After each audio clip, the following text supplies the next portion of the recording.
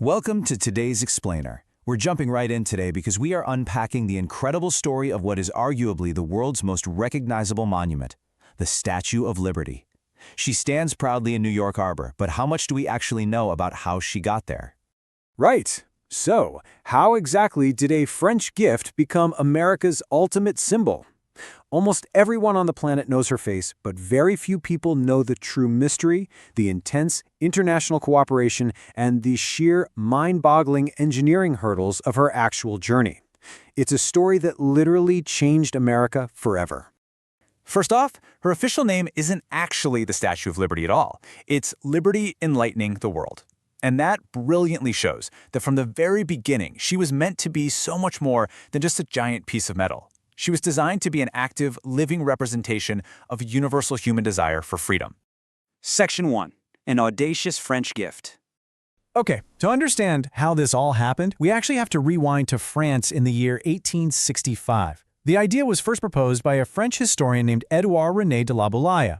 He wanted to celebrate the deep bond between France and America and to really honor their shared ideals of democracy. It was a massive, sweeping idea, and to pull it off, La Boulaye brought in the highly famous and visionary French sculptor Frédéric Auguste Bartholdi. Section 2. Engineering a Colossus. Look, you don't just build a giant monument overnight. This was a massive, 21-year journey from that initial spark of an idea in 1865, all the way to completion in France in 1884, moving to New York in 1885, and finally being dedicated in 1886. I mean, imagine the dedication required to stick with a single project for over 2 decades. Now, here's the really tricky part. How do you keep a statue this massive from elapsing under its own weight or just blowing over in high harbor winds? Well, you're calling a genius. The inner iron framework was engineered by none other than Gustave Eiffel. Yep, the exact same guy who would later build the Eiffel Tower in Paris. That internal skeleton was absolutely vital to support the statue's outer copper skin. Section 3. Assembling the American icon. So, the colossal statue was finally built in France. Great. But now they faced an even crazier climax, getting her across the unforgiving Atlantic. First, they literally had to take her completely apart, hundreds of individual pieces packed into crates. Then they shipped those across the ocean in 1885. Over in New York, on what was then called Bedloe's Island, Americans had built a massive stone pedestal. After months of painstaking, piece-by-piece reassembly, the monument was officially dedicated on October 28, 1886, in a massive ceremony led by President Grover Cleveland. Section 4. Decoding the symbolism. You know, every single inch of this magnificent statue has a hidden, intentional meaning. Bartholdi designed her to project a global message of human rights. Let's break this down real quick. Her raised torch, that represents enlightenment, lighting the way. The tablet she's holding symbolizes law and justice, complete with the date July 4th, 1776, the exact day of American independence. The crown has 7 spikes for the 7 continents and the 7 seas. And down at her feet, which are actually really hard to see, lie broken chains, a powerful symbol of freedom from oppression. Let's inject a little energy here with some rapid-fire facts that really put her scale into perspective, starting with the number 305. That is her towering height. From the very base of the ground all the way up to the tip of that golden torch, she stands roughly 305 feet straight up into the sky. How about 225? That represents her colossal weight in tons. 225 tons of iron and copper standing guard out there in the harbor. And finally, 25. That's the exact number of windows built into her crown. If you visit today and climb all those stairs to the top, you can actually look out through those 25 windows and get a truly breathtaking panoramic view over New York Harbor. But here is something that always blows people's minds. Lady Liberty wasn't always green.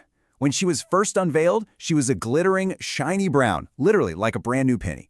It was only over time that the air and moisture caused oxidation, creating that distinct green patina. And the genius part? That green layer actually protects the underlying metal from corrosion and the harsh ocean elements. And speaking of pennies, this detail absolutely fascinates me. Despite her massive weight and towering height, her copper covering is shockingly thin. The French workers hammered out more than 300 copper sheets to create her skin, and it's only about as thick as 2 pennies placed together.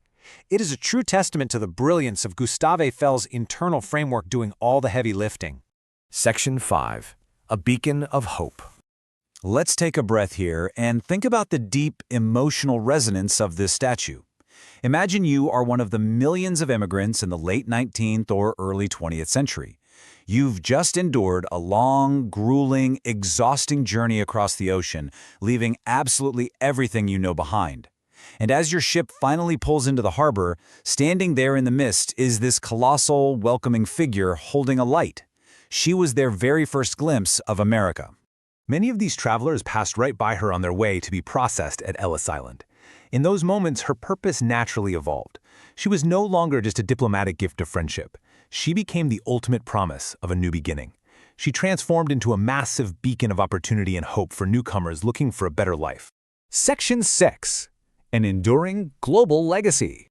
Of course, decades of weather and age eventually caused deterioration. So by the 1980s, a major restoration project was launched. Just before her 1986 centennial, engineers replaced the original torch, strengthened those vital internal structures, and lovingly restored her so she could continue welcoming the world. Because of that care, she remains one of humanity's most powerful symbols, cementing her cultural impact in films, books, and global history. Which leaves us with this final thought. We've seen how she was built through international cooperation, sheer engineering brilliance, and artistic vision. But monuments mean different things to different generations. So I want you to ask yourself, what does Lady Liberty's torch signify to you in the modern world? Keep that question in mind the next time you see an image of her raising that light toward the sky. Thanks so much for joining me for this explainer, and I'll catch you next time.